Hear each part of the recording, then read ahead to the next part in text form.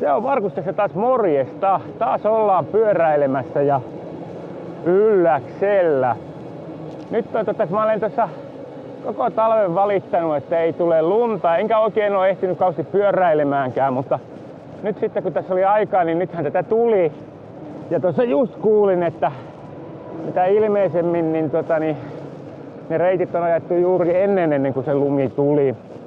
Mutta ei nyt onneksi kauheasti tullut lisää, että katsotaan miltä näyttää, miten tuolla pääsee. Sittenhän vähän tuo selviää. Näyttäpähän miten sitten kun se on silloin kun tulee tätä lunta tälleen tähän aikaan vuodesta tulee niinku jatkuvasti, niin, tai niinku usein helmikuussa sataa lunta paljon tiheään. Niin sit siinä on vähän se, että saattaa olla välillä vähän heikommassa kunnossa reitti, mutta senpä näkee sitten. Tässä on ainakin käynyt aura, mutta se on sitten ihan eri porukka, mikä tässä käy ja mikä käy noita reittejä. En löytänyt mistään mun noita kypärälakkeja. Mulla on niitä useampi, mutta kaikki oli hukassa. Joten päädyin siihen, että laitoin tämmösen laskettelukypärän päähän, että jos tää vähän paremmin suojaisi korvia, kun tuo pyöräilykypärässähän ei korvat ole laisinkaan suojassa, vaan se on sitten ihan vain lakin varassa. Ja katsotaan nyt kuin käy. Laitoin löytyi tämmönen ohkainen pipo, mikä sai tonne alle. Ainakin päässä tuntuu toistaiseksi lämpimältä, naamassa ei. En kattonut lämpötilaa, mutta olisiko täällä joku 10-15, jotakin semmoista. Ei ihan hirveän lämmin, mutta ei mikään kylmäkään. Täytyy lähteä katselemaan, että miltä näyttää vaikuttaa. Vähän on harmittanut, kun on niin kiirettä ollut töiden suhteen ja pitänyt työmatkailla, ettei oikein ole ehtinyt polkemaan, mutta en nyt tiedä sitten, että mitenkä tuolla olisi ollut, kuinka olisi ollut poljettavaakaan. Kartassa kattelin, niin samat reitit on auki kuin mitä oli viime lenkillä. Et ilmeisesti ne sitten tossa, nyt kun tulee lisää lunta, on tullut ja varmaan kohta tulee vielä, niin ehkä niitä sitten tuossa hiihtolomilla niin aletaan sitten enempi aurailee. Nythän mennään ensimmäistä päivää helmikuuta. En tiedä tuliko sanottua, mutta Kotamajalle olisi tarkoitus tästä ajella sitten takaisin. Kesänkiä en lähde kiertämään, koska jos siellä nyt on ollut silleen, että monena päivänä tullut tuommoista höttölunta, niin eikä ole juuri plussan suunnalla käynyt, niin se saattaa olla aika pehmyt. Mutta ajan tonne, minne on enemmän kulkijaa, niin katsotaan millainen on. Sellaista vähän on käynyt pohtia, että pitäisikö tähänkin fillariin vaihtaa uusi tanko. Semmonen, mikä ihan minimaalisti kääntyisi taaksepäin, koska tässä tulee pikkasen ikävään asentoon nuo ranteet. Muutaman asteen kun kääntyisi taaksepäin, niin olisi niin kuin lepposampi ajella. Mutta joku muukin tämmönen vanhempi kubbe teki tällaisen samanlaisen ratkaisun tossa. Ja mä meinaan huomaan, että mä leputan noita käsiä silleen, että ne on eri asennossa kuin toi tanko. Et mulla on niin kuin etusormen niin kuin kohdalta toi kämmen lepää tohon tankoon, mutta siis mulla on pikkurilli on sieltä niin kuin viimeisen nivelen kohdalla siinä tangossa, että silloin niin se ideaali olisi siinä. Niin, joo. Niin kuin näkyy, niin tämmöistä kävelyturistia on aika paljon ja joku ne hiihtäjä.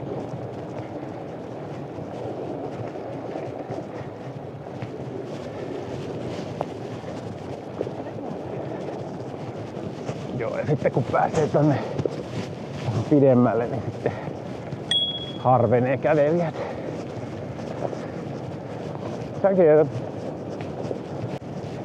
Ja kun mä olen miettinyt sitä, että onko se sitä, että ne ei kuule kelloa, kun on talvivermeet päällä, mutta kyllä nämä nuoret kuulee. Et ehkä se on se, että vanhemmilla on heikompi kuulo. Se yhdistettynä talvivermeisiin, niin se mennään huomaa sitten tuossa, niin kun silloin kun täällä paljon eläkeläisiä on, että ne eivät juuri havaitse, että jos fillarilla tulee ja kelloa kilkastaa. Joo, sillä talven ensimmäisellä lenkillä, kun mun on nyt vähän tarkoitus kertoa, että mitä tähän nyt on upgradeattu tähän fillariin, niin silloinhan mulla toi keskiö tuolta irtosi ja vähän noin niinku jäi matka kesken lievästi sanottuna 8 kilometriä kävelin sinne Ylläsjärveen. Thank you. Niin silloin tosissaan tämän fillarin tyyppivika iski päälle ja matka jäi kesken. Sinänsä siis tuossa Helkamassa, niin siinähän aina irtoaa polkimet, mutta ne nyt sentään saa tuolla monitoimityökalulla kiinni, mutta tässä kun irtoaa tuossa keskiöstä toi ratas, niin sitten sitä ei saa ilman erikoistyökaluja ja se menee sitten kävelyhommiksi. Nythän se sitten taas, tää oli toinen kerta kun tää tapahtui. Ja nyt sen jälkeen oli kuulemma sitten, siellä on semmonen O-rengas, mikä siellä on ollut siellä välissä, niin se on nyt sitten tällä kertaa poistettu. Oli tullut uudet ohjeet, että pitäisi pysyä paremmin, kun sitä ei siellä ole. Katsotaan kuin käy. Nythän tuohon sitten tehtiin tommoset, tai valkoisella tussilla merkattiin, että se viiva. Eli sitten jos viiva katkeaa, ne erkaneet, toistaneet viivan päät, niin silloin tietää, että se on lähtenyt liikkumaan toi keskiö ja silloin ei kannata ajaa, vaan silloin se pitää käydä kiristämässä. Nythän mä sitä tietysti lähtiessä katsoin, mutta mä oon ajanut vasta niin vähän, että eikä se nyt vielä voi olla löysä. Jaha, nyt täällä on ruuhka.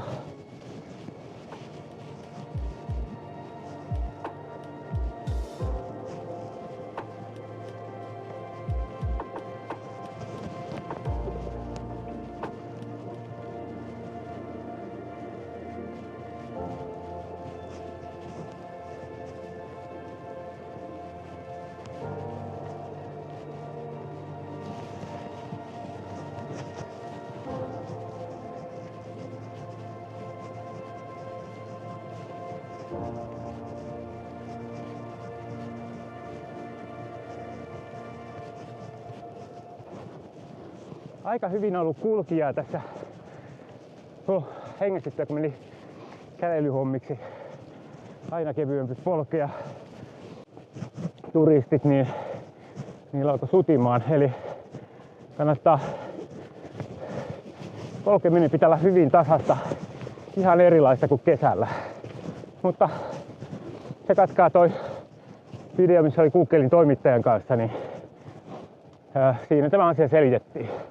Mut joo, täällä siis ei ole näiden viimeisten lumien jälkeen käynyt konetta, mutta täällä on käynyt huomattavan paljon kulkijoita.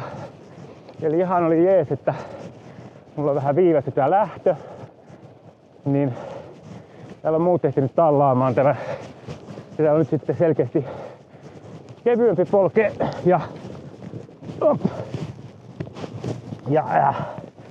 ja pitoakin teoriassa enemmän. Joo, heti kun menee tonne reunaan, niin sieltä vähän upottaa. Noin, eli laitetaan tasainen polkeminen ja paino pyllylle ja avustusta siihen niin, että ei jää kiinni siitä, että onko voimaa vai ei, niin silloin pystyy polkemaan koko ajan tasaisen kevyesti. Jos on liian pieni avustus, niin sit siinä käy helposti niin, että sitä laittaa reidestä sinne pattia, niin kun, jolloin siitä tulee nykivämpää siitä polkemisesta. Ja sitten sen myötä alkaa sutimaan. Ja sitten kun se pari kertaa sutasee, niin sitten ollaankin siinä. Tämähän on nyt mulle ensimmäinen kerta tätä reittiä tälle talvea, että on kyllä niin kohtuuttoman vähän tullut ajettua fillaria, että huomaa vähän kunnostakin, että ei ole ihan niin hyvä kuin on joskus ollut. Jos mä taisin unohtaa ottaa allergialääkkeen, niin mä oon allerginen jollekin kotona, varmaan elukoille. Meinaa tuntuu sillä keuhkoissa, että näin taisi käydä. Hello. Hello. Joo. On vähän koomista kävellä tämmöistä polkua lumikengillä, mistä pystyy fillarilla, mutta no, semmoista se. Nämä lumikenkäpolut sellaisia, että ne on äkkiä tampattunut, niin ei niissä enää mitään lumikenkiä tarvitse. Sitten kun lähtee tänne humpihankeen, niin sitten kyllä tarvitsee.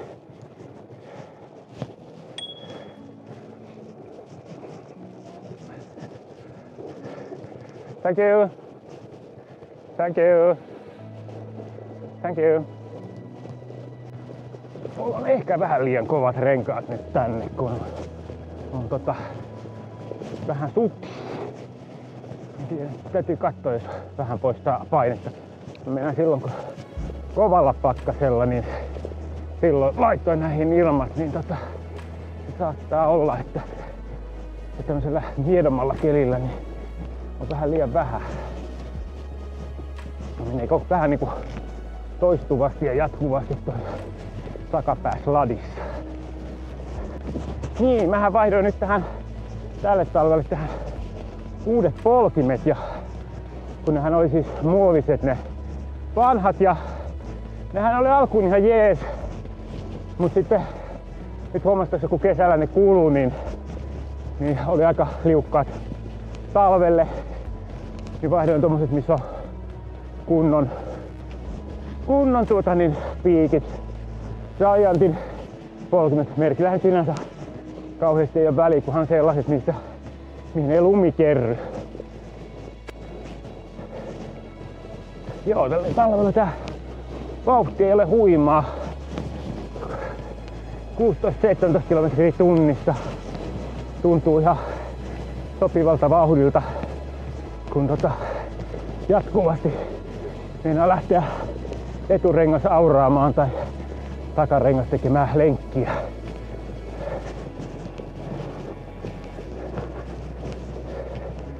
Ja semmonen, ihan tässä saa polkea, vaikka avustusta onkin päällä. Semmonen pehmeä ja liukas.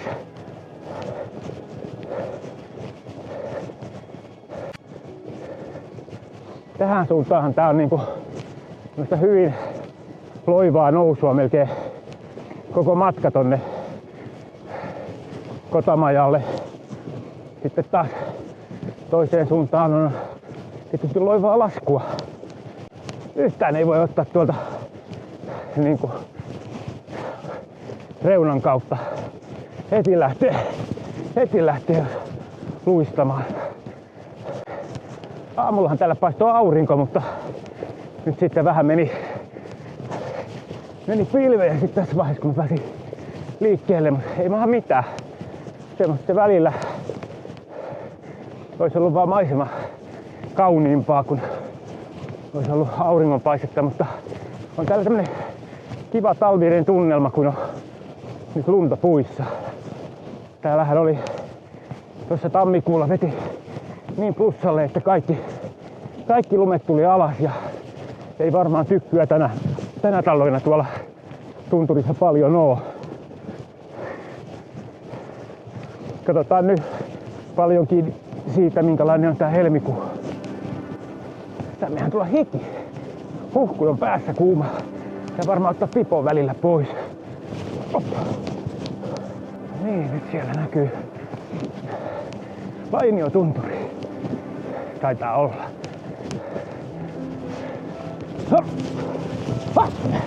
Ei tässä katsella.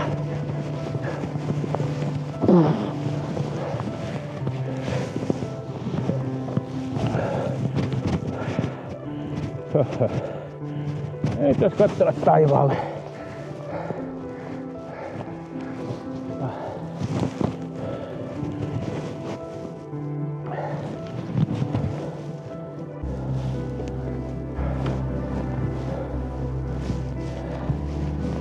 Tuo pois pääsee. Pelkkä kypärä. Olisi saattanut olla kuitenkin se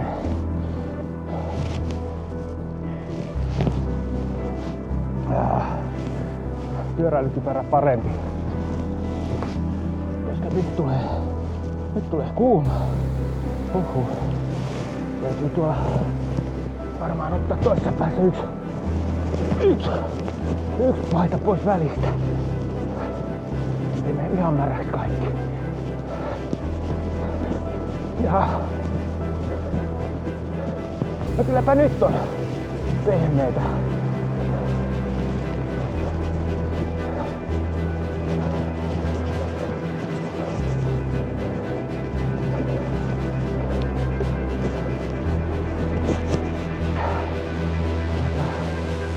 Pienempi vaihde ja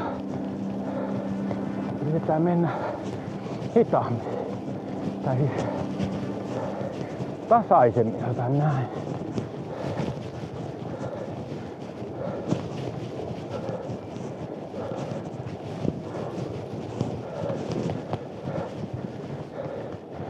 Tää on kyllä heti kun katse harhaantuu tuolta edestä, niin heti lähtee seilaamaan.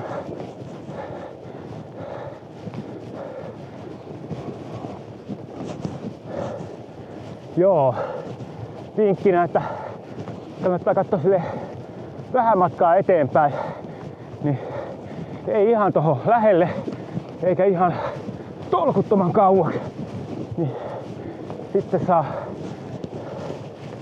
niinku ehtii reagoimaan siihen, että millaista tulee ja saa linjattua tuohon aika hyvin keskelle reittiä tai siihen, mistä muutkin on mennyt. Meinasin tehdä semmoisen video, missä kertoisin, miten näitä videoita teen, mutta tässä joutuu nyt niin keskittymään tähän ajamiseen, että tai tehdä toiseen kertaan semmoisen tekeminen. Meillä kotamaja kiinni, kun näin vähän väkeä mennyt. Ei kyllä, en mene kotamajalle. Käydyn ympäri, ei täällä illystiä ole. Illystiä ei ole nyt. Mutta mä otan vähän ilmaa pois. Niin pikkasen turhaa.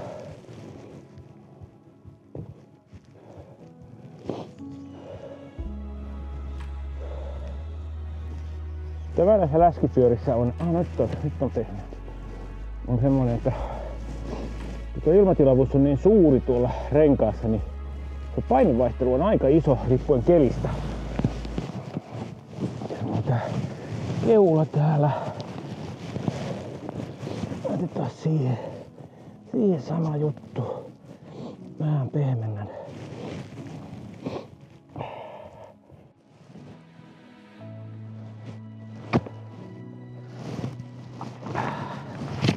No niin, otellaan sitten sellaista. En oo pitkään aikaan ajanut niin, että mulla on kamera kiinni kypärässä, koska jos kypärä jossa oli toi kiinni, mutta tässä kypärässähän mulla näyttää olevan. Eli kokeilen katsomaan, että no niin, nythän tämä kun vähän ilmaa pois, niin meni heti vähän mukavammaksi ajettavaksi.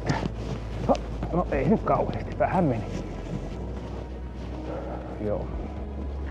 Mutta no niin, jos toisi tuohon toiseen suuntaan, niin olisi päässyt tonne Hangaskuruun Ja sitten sieltä kesän tunturin ympäri, mutta en nyt sit lähtenyt sinne, koska mä epäilen, että se on vähän heikossa kunnossa. Tai kuulin, että on ainakin Latvamajalta eteenpäin. Liikuntaa tässä nyt on saanut.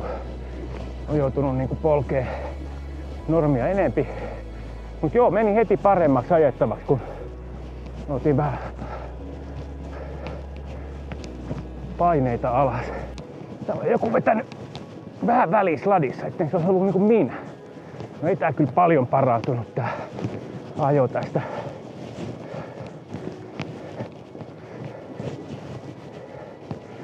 Nyt ehkä sitten jättää kuitenkin ne ilmat tuonne eturenkaaseen.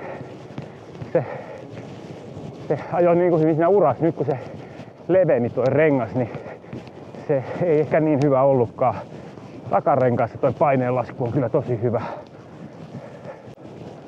No, oli tää parempi kuin pikkasen pienemmillä paineilla. Se on toki teoriassa raskaampaa, mutta jos se jatkuvasti sutii, niin on sekin raskasta. Ja sit se, että sitä joutuu niin kuin noin varomaan koko ajan, ettei kaadu.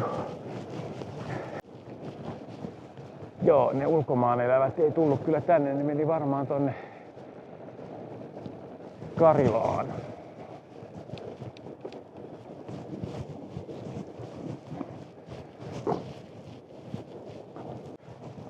Alan tulla takaisin tänne kylille.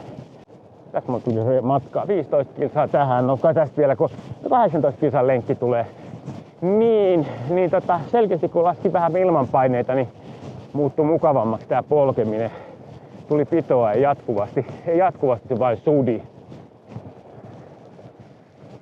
Ja nyt tullaan tänne Äkäslompolon jäälle. Jes, noniin. Kiitoksia kun jaksoitte töllötellä, niin seuraavaa videoa ja se on ihan varmaan taas pyöräilyä ja nyt en yhtään uskalla sanoa milloin niitä julkaisen taas, kun materiaalia on jemmas, mutta ei millään kerki editoimaan, mutta näitä nyt sitten ehkä varmaan riittää pidemmälle kevääseen saakka näitä ihan talvivideoita, mutta se on morjesta.